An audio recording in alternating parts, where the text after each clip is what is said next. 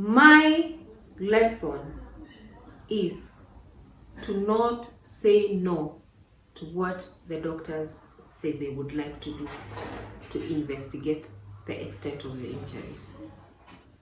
I wasn't the easiest patient, I must say. I was a difficult patient.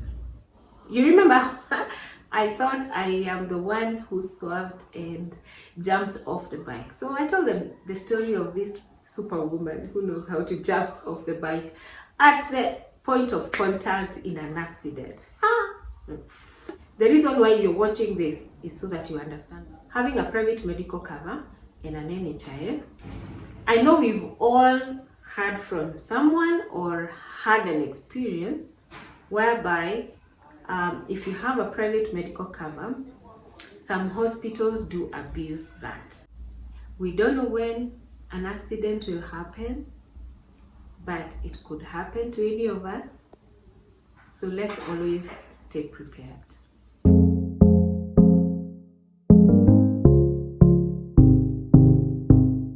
Thank you so much guys for watching the previous video. If you missed it, I'm putting the link up here. You can watch it so that you're able to follow the story. This is the series, The Untold Stories - Accidents. I am Nduthi Mama. Karibu sana.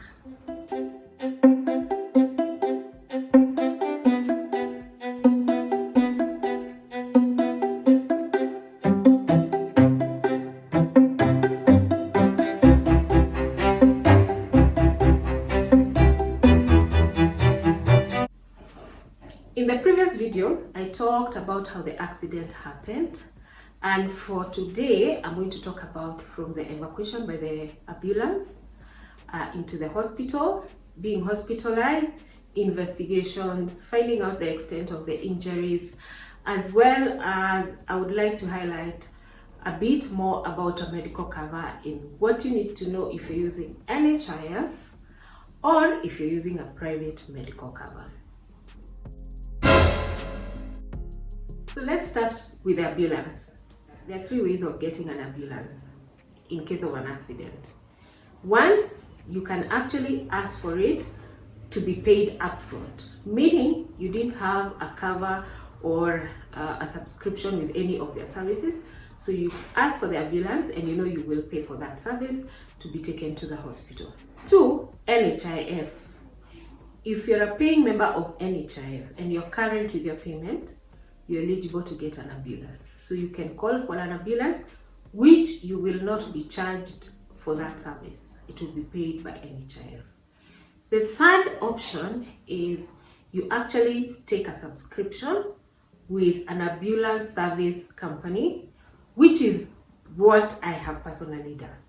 So I have a subscription with AMREF for medical evacuation, and they do both ground and air.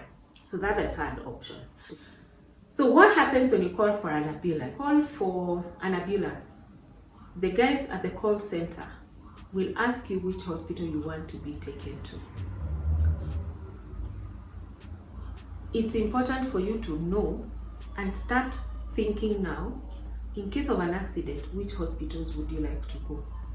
When I was asked that question, I was blank.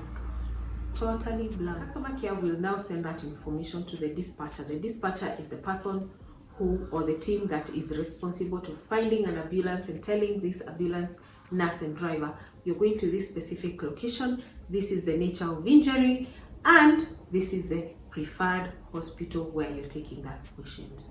In case you're unconscious, you cannot make a pick of a hospital, you cannot communicate that, they will make that decision for you. And then when you're stabilized, you can now make a decision to be changed, moved to another hospital. That's what happens. Mostly, they will probably take you to a government hospital, not a private hospital. Not unless your injuries are so severe and only a private hospital is nearby, because the first and the most important reason you have an ambulance is to save your life. These ambulances have partnerships amongst themselves, and on that day there was so much traffic. So for AMREF to send an ambulance to Thika Road near Kenol from Nairobi, that would have taken so much time. So in my case, it's not the actual AMREF ambulance that came to site or to the scene of accident. They called a partner ambulance from Juja, and that's the one that came to collect me.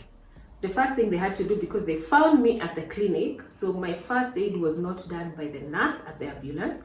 My first aid had been done at the clinic. So they took the history. And of course, they do the routine checkup, the vitals and all that. So the nurse did that when we were going. But remember, I had already had a painkiller. So I wasn't in pain in the ambulance. So it was a really nice ride. My friend Alice, who came to the scene and didn't come with the bike, is the one we went with in the ambulance. So she accompanied me to the clinic and also to the hospital in the ambulance. She can tell you, if she watches this video, and she's free to put a comment down there. We really had a nice ride and a nice chat with the nurse. I was telling them about my other accidents, and we were talking about how I fear injections and making fun out of all that. But this is not the first accident. I've had 2 other accidents. I will not talk about them in this video. If you would like me to talk about them, I can do a video on its own about that. But this is the most serious out of the 3 accidents. When we got to the hospital, so the history the ambulance nurse has taken, that's the history that is handed over to the hospital. So the hospital has to sign that they have received a patient, and this is the recorded history of what happened at the accident scene. This is the condition of the patient as we arrive here and along the way. And then they sign off that to let the ambulance go. And now you're in the hands of the hospital. I never thought I had serious injuries at all. For me, it was that big wound, open ugly wound, and the other one down there. And I didn't think anything else was wrong. So once I got to the hospital is where now more investigations were to be done. And because you have to repeat the history again to the doctor, even if it was handed over by the nurse from the ambulance, you have to tell the doctor and the attending nurse again the whole story, how the accident happened. There are so many questions that they will ask you to guide them in getting the information they want to know where to start their treatment, the investigations, and all that. The first thing they did is put a neck brace. That thing is uncomfortable.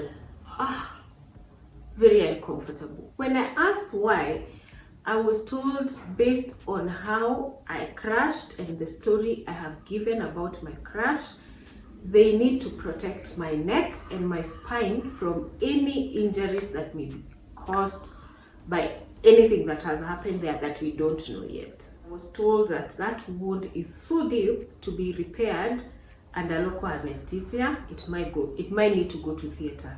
But I was also told there's a number of tests and x-rays and all that I need to do before they can determine the treatment. I was told I need to do a scan of the head, scan of the neck, chest x-ray, ultrasound for internal organs, and an x-ray for the knee.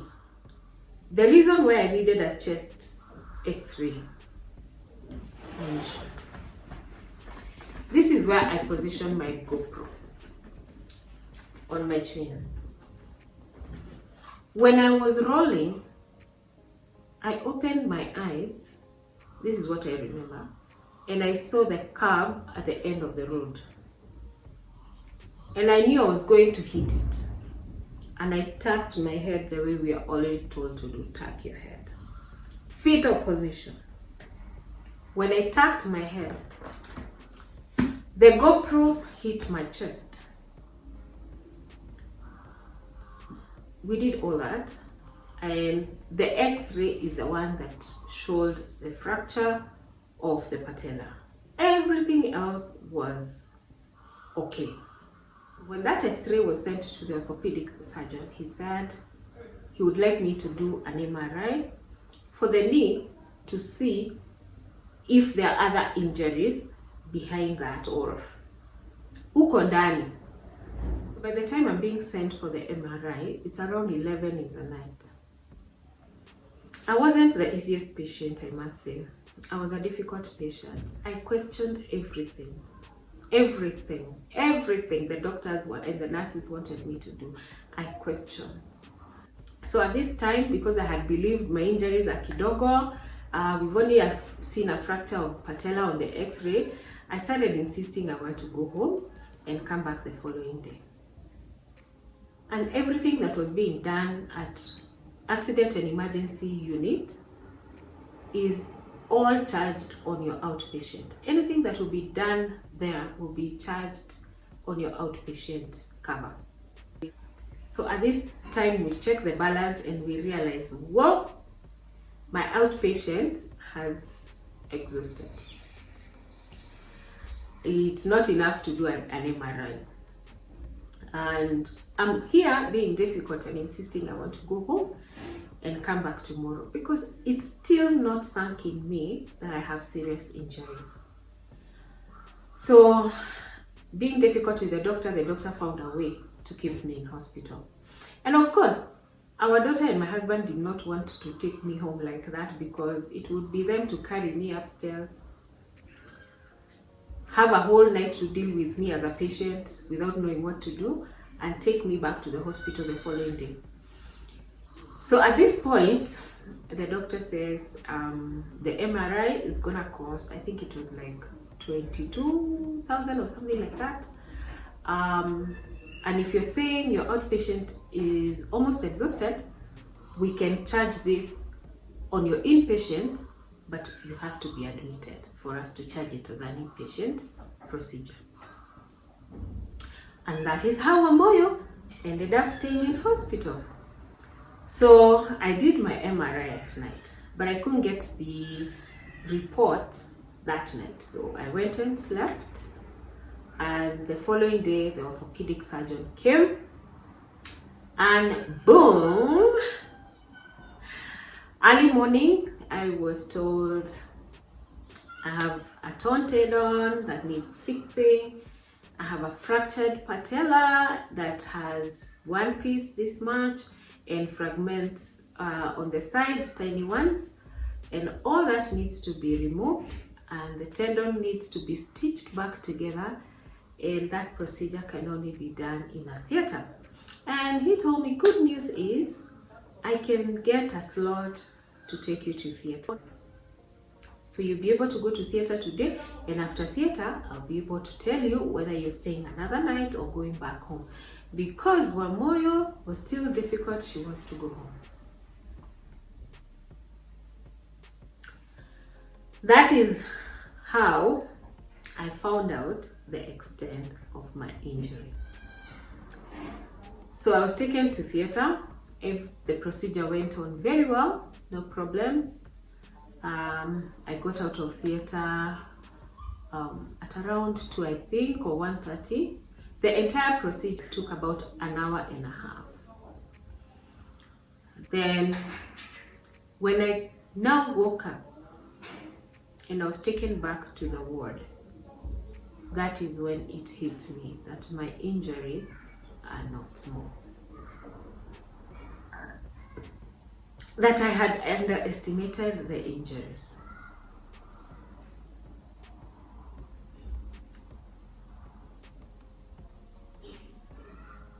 Man. We'll talk about that later.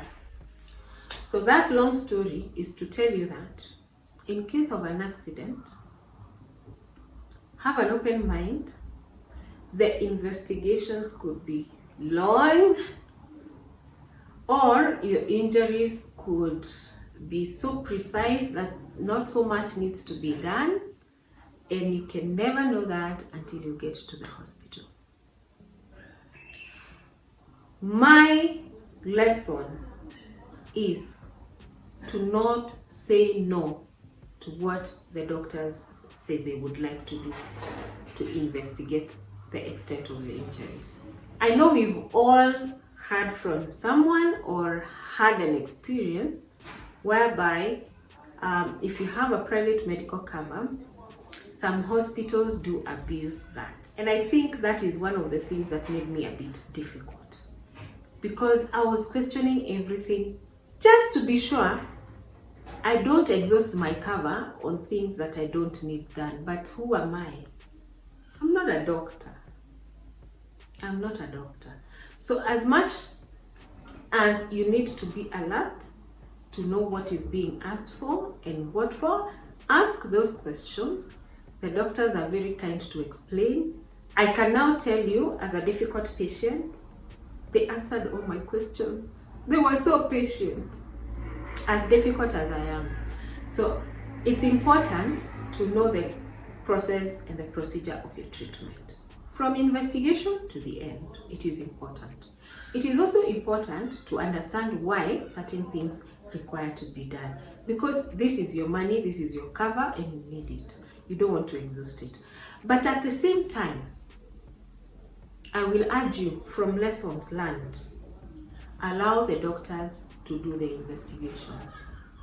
Allow the doctors to make sure that by the time you leave that hospital, you're safe to go home. By the time you leave that hospital, there are no more surprises that are going to come up. Allow that to happen. So moving on, let me talk about having a private medical cover and an NHIF, because this is important information. The reason why you're watching this is so that you understand that I am so sure. So let's start with NHIF. If your cover is an NHIF, for inpatient hospitalization, they have two types of hospital classification.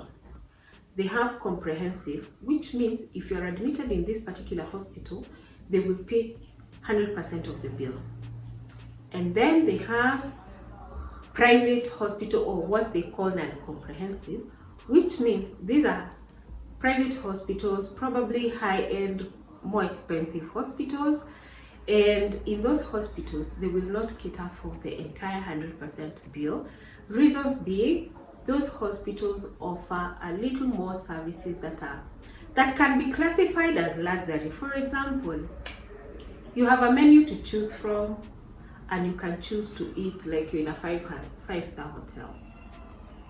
Or you can choose a private room that comes with extras that will not be catered under NHIF. That's the only reason they classify them separately. They will also cater for X-rays, any radiology work, X-rays, ultrasounds, MRI, CT scan. If you need that, NHIF will take care of that. They will also take care of your ambulance. If you're using an NHIF as your cover, you need to know hospitals that are comprehensive, that you can be taken to, and you will not incur a heavy medical bill. Now, if you have a private medical cover depends on the scheme you have chosen. That is decided by you. When you're paying for the premium, you choose the package you want, and that is the package you have. You can choose the hospitals you want to go to, because not all insurance covers are open to all hospitals. But that information is given to you when you're paying for your medical cover. You know, I can be taken to this hospital, I've paid for this package that allows me to be treated in this and this and this in the other hospital. I've paid for this package that has an inpatient limit of whatever amount. None of us knows how much you will need to pay if you're an inpatient person, or even for outpatient. So we pay a cover that is going to help us, and pray to God that it will cater for our illnesses within that duration of 1 year. I hope by sharing this information, and especially on the medical, You now know that if you can't take a private medical cover, you're very safe with NHIF. And it's my prayer that if you didn't have a medical cover today, you start paying for your NHIF today. NHIF will not only take care of you, it takes care of you and your family. And guess how much it costs? It is as little as 17 shillings per day for you to have a medical cover that takes care of you and your family. But you have to include your family in your NHIF cover. Otherwise, if they're not listed as members of your family, they will not benefit from the scheme. You also have to be current on your payment for it to be able to help you. For example, if you paid for the whole of last year NHIF, and then this year you probably haven't paid 3-4 months, unfortunately you are no longer covered. And when you start paying again to activate your scheme, you need 3 months before you can be able to use your NHIF. So always pay your NHIF without failing. It is 500 Kenya shillings a month. I welcome questions regarding NHIF, regarding the processes in the hospital. Based on what I understand from my experience, I'm not a paramedic. Put them in the comment section below. I'll try and answer what I can answer. What is technical for me, what requires more professional input, I will look for someone who can help answer those questions. I hope I have helped you in a way. We don't know when an accident will happen, but it could happen to any of us. So let's always stay prepared. Wear your gear all the time, riders. Please, helmet, proper jacket, knee guards, shin guard, gloves. Wear your gear all the time. In the next video, I'm going to talk about the gear and what happened to my gear. So, if you have never subscribed to this channel, if you've just found this channel, if this conversation of the untold stories - accidents, because they're the untold stories of accidents, if it has interested you, please subscribe now.